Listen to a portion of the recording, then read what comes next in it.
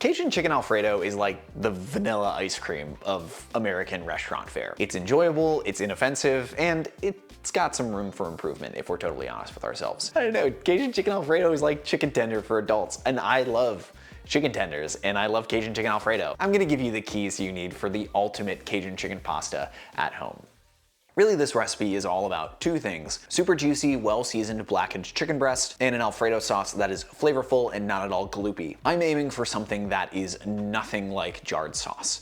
That's just not what I like, and it's not my preference. I think it's really, really gloopy and really under-seasoned. For the chicken itself, we need the classic boneless, skinless chicken breast. Don't worry though, we're gonna amp up the juiciness by seasoning this with salt well before we cook it. When I get breasts like this, I like to clean it up first by removing any excess fat, along with any odds and ends. This is simply too thick for our purposes, so slice it directly in half from the middle. Go in from it like a book. Now we've got two pieces, both equal in thickness, that will cook much more evenly. Season these pieces with salt, and if you got it, MSG, and set them on a tray in the fridge. If you skip this step, you're gonna be missing out on the easiest way to get juicy chicken breast. It's so simple, and it really only needs a little bit of time in the fridge.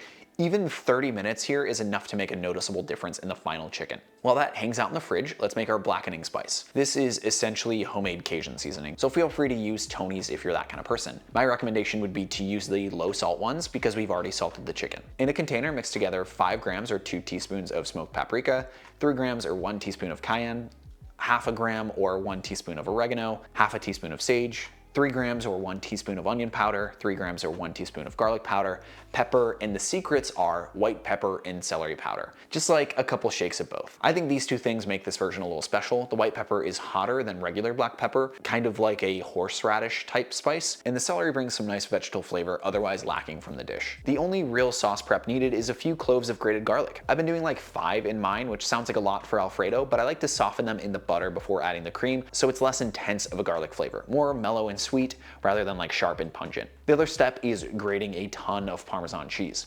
About a cup plus another 1/4 cup is good. That's like almost 40 grams of grated parm. So much of the flavor in Alfredo comes from the cheese itself, so use a good one. I've got sort of an odd history with Cajun Chicken Alfredo, specifically an Alfredo like this. On one hand, this is what I would get with Granny on like Friday nights when I would go over to stay at her place. They lived like, I don't know, 10 minutes away, and in between our house and theirs in Houston was a Chili's, and so we would just go over there. Granny and I would go to Chili's, get Cajun Chicken Alfredo, and maybe like a lava cake and split the two, and it just is amazing, and I love it, and I miss it. On the other hand, the idea of eating a full cheese and cream pasta as a lactose intolerant adult has kept me really from eating this basically in a very long time. If we want the full Chili's vibe for our pasta, it's gotta be penne. I gotta be fully upfront and honest here. I despise fettuccine. It's like easily my least favorite pasta shape. I think it's just a worse spaghetti. Do it if you prefer it. That's totally okay. I'm not gonna judge you for it. It's just why I like making this with penne. It also just reminds me of Chili's. For the dish, you can pretty much cook the pasta at the same time you make the sauce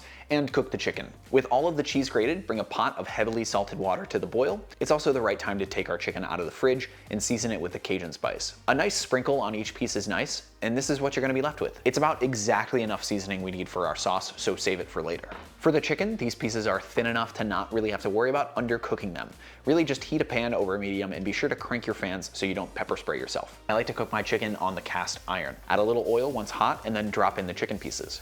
Move them around the oil just to ensure even browning. We want to make sure the spices are getting toasted in the oil and not just like pooling in pockets on the surface of the meat. Once the first side is nice and toasted, 90 seconds or so, you can flip it and cook the other side for another 90 seconds. When it comes to cooking chicken like this, I don't usually temp it if I'm totally honest. I just poke it and see how it feels. I'm not the strongest man in the world, but here's how I judge it. If it feels like just unflexed muscle, like just squishy, unflexed muscle, it's not cooked, nowhere near cooked. If it feels like half flexing, like I'm not pulling my hand in, I'm just like half flexing, a little bit of give, but still squishy, it's basically like perfect. Ignore the lack of muscle.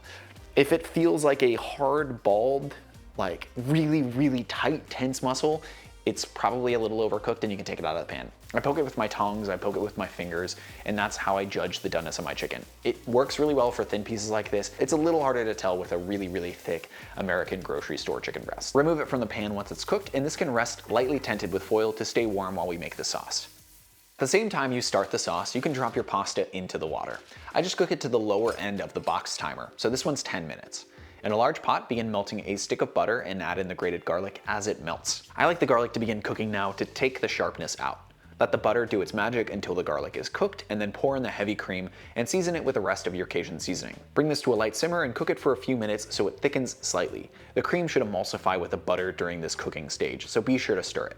At this point, the pasta should be pretty close to finished. There's probably like 3 to 5 minutes left on it. So turn the heat off on your sauce and add in the grated parm to it. If you want the sauce to stay beautifully creamy, it's important to not overheat the cheese. You don't want this simmering as you add in the cheese. If you've ever had Alfredo that tastes grainy and greasy, the cheese was probably heated too much. Stir this until beautifully creamy, and then once your timer's gone off, drain your pasta. Be sure to set aside a little bit of the pasta water though, because we're gonna need that to adjust the final texture. That's what's gonna keep the dreaded gloopy sauce away. Stir your pasta into the sauce and season it with a little fresh thyme. Taste this for salt and use the water to adjust the texture as needed. It should be super beautifully creamy, slightly spiced from the Cajun seasoning. It should also be like a little bit kind of golden colored from that, and pretty fragrant from the parm and thyme. In my opinion, this is about as perfect as Alfredo can get. To serve this, slice up the chicken and then lay down some of the super creamy Alfredo. Top it with the chicken, grate on some parm, and you can hit it with some chopped parsley for those classic restaurant vibes.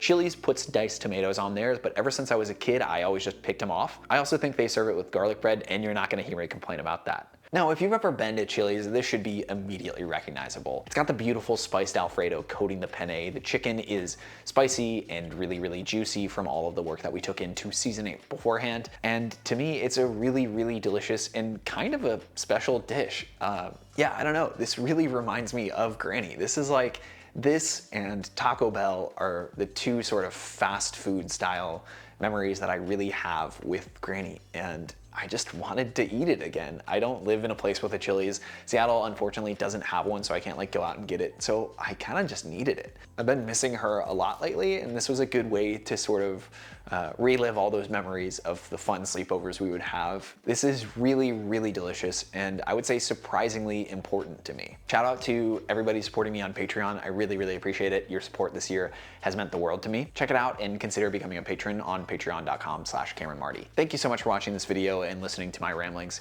about why I love Cajun Chicken Alfredo from Chili's. Cheers.